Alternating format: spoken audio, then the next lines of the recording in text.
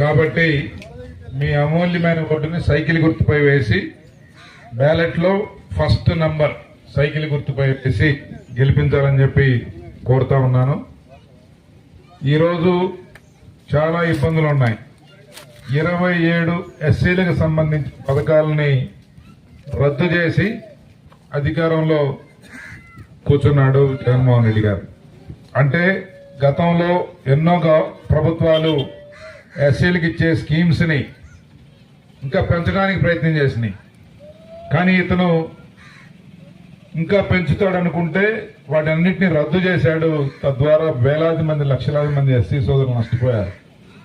గ్రామాల్లో ఏమీ అభివృద్ధి కార్యక్రమాలు జరగలేదు. కాబట్టి మన ప్రభుత్వం ఏర్పడాక మీ అందరికీ ఇప్పుడు 3,000 రూపాయలు ఉన్న పెన్షన్ ని 4,000 రూపాయలు చేయడం జరుగుతుంది.